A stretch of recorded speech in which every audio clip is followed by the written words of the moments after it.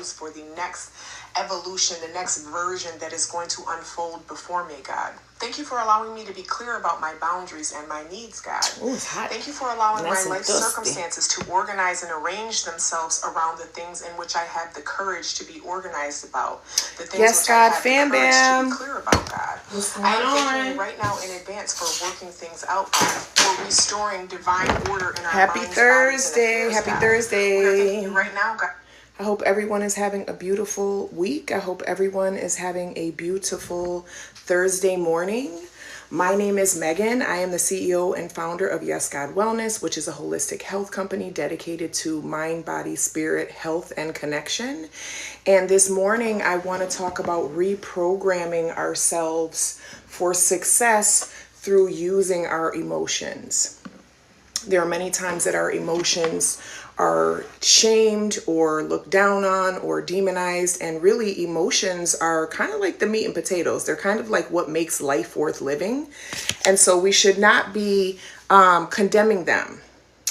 And I know there's a lot of societal program and a lot of religious program and just all types of patriarchal there's so many programs that try to tell us that we should not be emotional, we should be more logical.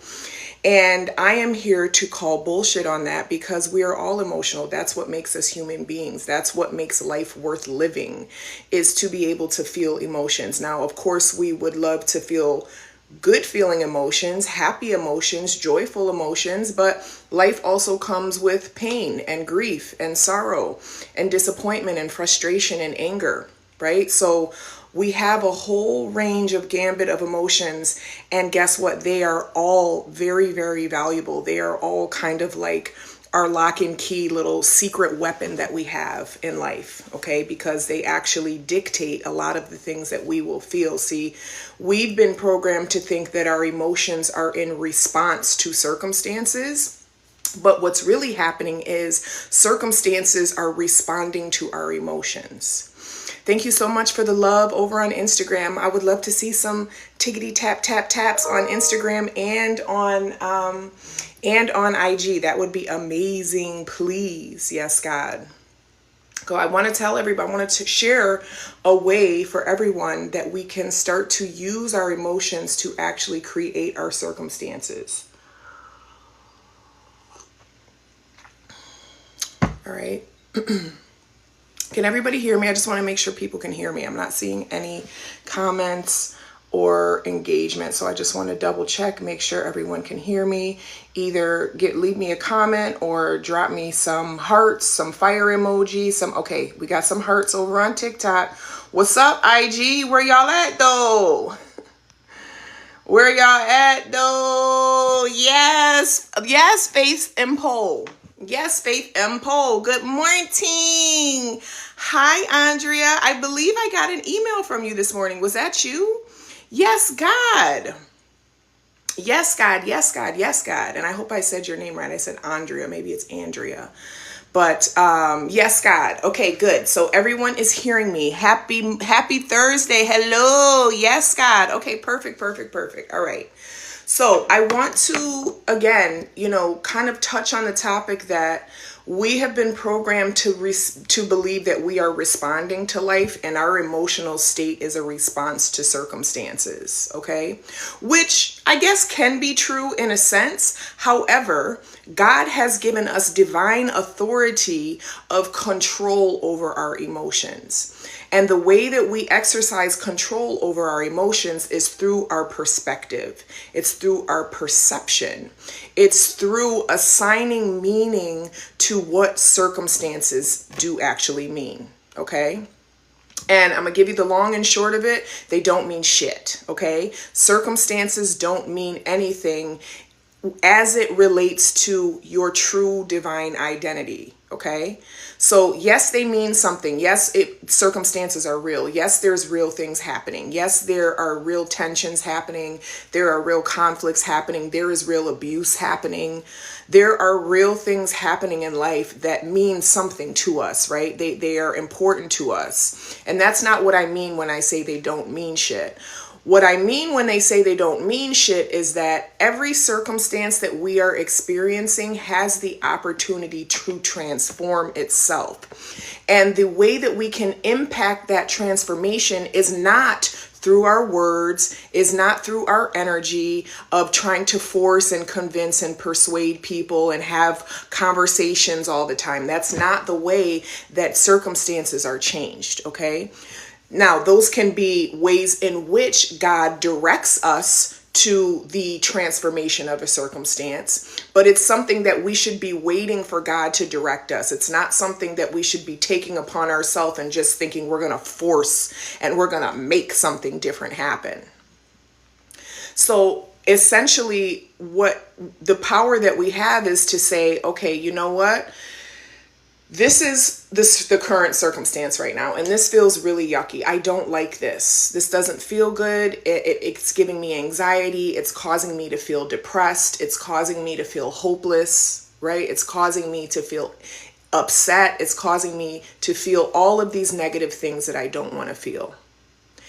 And so with those feelings, right? Even remember, we talked about the pendulum before. You're either on the good side or the bad side, but either way, you are still right there in the game playing with that particular circumstance, okay? So whether you're happy about something or whether you're infuriated about something, whether you are elated about something or whether you're frustrated about something, the something is still the focus of your attention.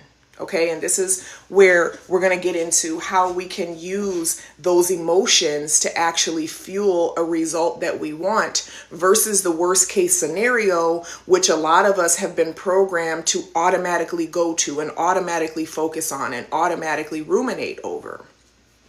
Because what happens is when we put our attention and our awareness on worst case scenario, we are fueling worst case scenario. Okay. And again, if anyone has read the book Reality Transurfing, if not, I highly recommend it. It talks all about pendulums and energetic pendulums and how, like I said, whether you are loving something or whether you are hating something, you are still in the room with that something. The way that you take your power away from things is you get out of the room with them. Okay, you take yourself away from giving your attention and your awareness to it at all. And that can be tricky. This takes practice. This takes discipline. Yes, God, thank you for the love on TikTok. Thank you. And thank you for the love on Instagram, y'all. Good morning. Is Buddha a God we should worship as people who say we believe in God, Jesus? I don't believe that, but I'll come back to that later. So either way, we are on one side of a pendulum, right? And so so for example, like something that you could say you feel very strongly about, you know, a big one that is coming up today in today's society is narcissism, right? Narcissist, you know, this is a narcissist, this is narcissism, blah, blah, blah, blah, blah, right? And so because human beings want to analyze and control and explain everything, so we want to like go on a deep dive on why they're the way they are and what kind of things, and this is the cause, this is the effect of it, right? And so we go on this deep dive anti-narcissism, right? But guess what room we're still in? We're still in the narcissism room. We are still giving our attention and honoring narcissism by continuing to have conversations about it, by continuing to deep dive on it. And yes, there is a time and a place where we need to understand something so that we can make informed decisions that better honor our needs and our boundaries, right? Absolutely. However, when we stay there and we continue to just drown ourselves in the thing, right? We continue to just swim around in the room of narcissism. We continue to, share reels about narcissism and narcissistic abuse. And this is why I'm the way I am. And if only this person hadn't done this, then I wouldn't be. And it's all very victim minded, right? So the thing is that the best way to conquer narcissism and its effects in your life is to get out of the narcissism room. Okay, you process it, you go through it, you analyze, you see not what other people's part is as much as what you see your part is. What were my beliefs that allowed me to engage with this? Why was my self-esteem and my self-respect so low that I ignored my intuition about this? Okay, that's what we should be ruminating about. The only thing we should ever take time to ruminate is what was my part, so I can make sure I never do it again. Once that part is done, okay, you know what? I'm done with the narcissism room. I'm going to go to the healthy room.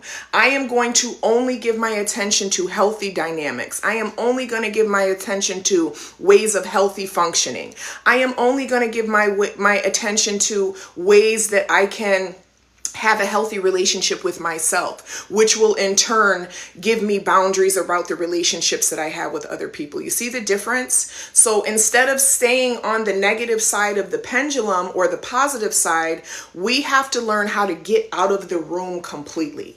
Okay, and take our attention and say, wow, this really sucked. I really hate this circumstance that I'm dealing with right now in my life. Here's the magic question. What would I rather experience instead? Okay, this takes control and discipline, because the mind wants to keep you safe and keep you in this loop and keep you on this pendulum.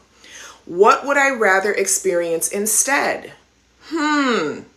I don't ever want to experience a narcissist again. So you know what I'm going to do? I'm going to stop talking about narcissists. I'm going to stop thinking about narcissists. I'm going to stop consuming narcissist content. I'm going to stop, you know what I'm saying? I'm going to remove myself from the narcissist room, because whether I'm there in anger and protest or whether I'm there in love and support, I am still there in that room. And that room is still a reality in my life because I am still engaging with it. Doesn't matter if it's negative or positive. I have to get off. I was waiting to see if you could answer my question. Okay, well, I'm not going to probably answer that question right now. So looking and seeing, zooming out from your personal experience and your personal kind of thing with the topic or with the situation or with the circumstance that you're not happy with. Thank you, TikTok, for continuing to click that love button. Removing yourself from the room. You know what? Narcissism sucks. There are people who are really not great people, and those are the type of people that I never want to interact with. Also, what ways have I displayed narcissistic tendencies, right? Really get your fill out of that room while you're there and really look at all angles. You should never just only be pointing at other people, because you are the God of your reality. Whatever you have experienced, you have had a hand in, especially as an adult.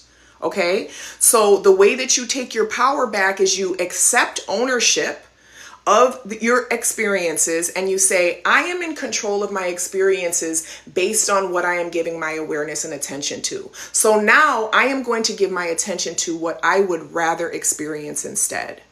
I would rather experience a life of love, a life of joy, a life of peace, a life of health, a life of fulfillment, a life of prosperity, a life of inner peace.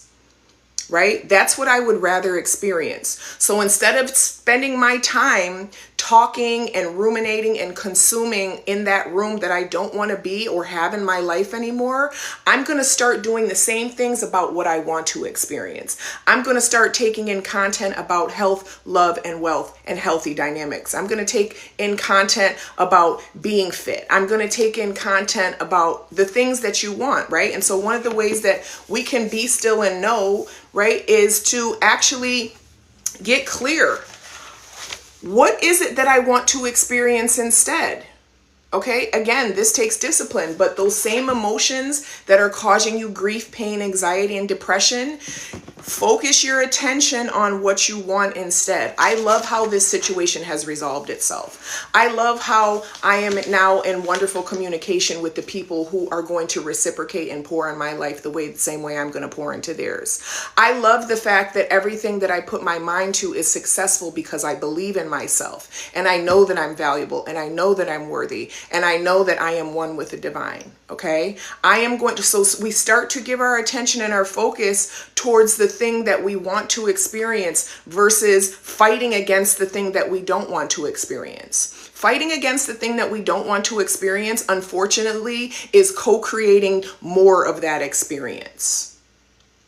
I'm going to say that one more time. Fighting with the things that we don't want to experience anymore becomes co-creation of more of that experience. The way that we stop co-creating with the experience is we completely have to shut it out. Yes, we may feel a little bit delusional. Yes, it may feel a little bit crazy because I got all this craziness unfolding and happening in my life, but nope, I'm focusing on best case. I'm focusing on everything working out. I'm focusing on everything I touch turns to gold. I'm focusing on having a healing conversation. I'm focusing on repairing this. I can't, it's so great that now that this is repaired, now this is happening, right? Give yourself permission to use your imagination to envision and emotionalize best case scenario versus worst case scenario. Okay. This is how we reprogram through our emotions. We recognize the emotions and what we are focusing on that is causing the negative emotion. And then we say, okay, I'm going to focus on something different. I know that such and such is still going to be used to talking about it. I know that I'm still used to watching videos about this all day. I know that I'm used to allowing my mind to just ruminate and go all over all of this. But you know what? I am in control. I have autonomy over my mind and body, and I am going to start listening and focusing and giving my awareness and giving my emotions and my imagination to the best case scenario. Okay?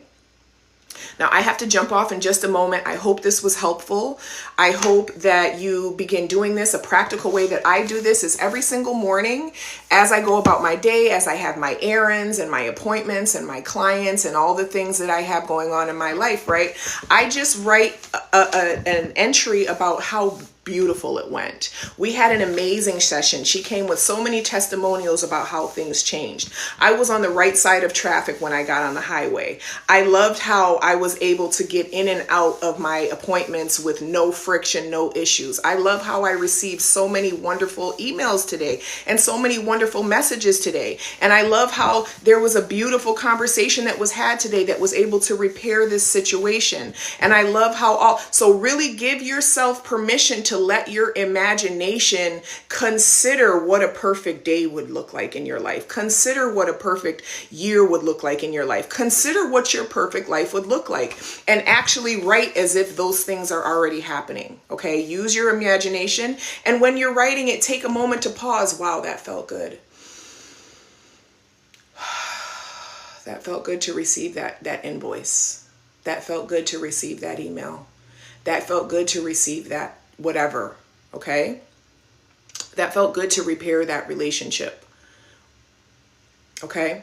So again, my name is Megan. Yes, God Wellness. I do have the Quantum Prayer Circle. We meet every single morning. You are met with a prayer to kind of do something similar, condition, thanking God in advance for all the wonderful things that we remembered and experienced today. There's a self-concept rampage every week. We are doing a bi-weekly masterclass every Sunday, every other Sunday. This Sunday, we are meeting about the ego as a nervous system response, and we will dig more into the details of kind of what I've discussed here. Okay, so I love everyone. I hope you have a beautiful, beautiful morning. I love your videos and affirmations. Thank you so much.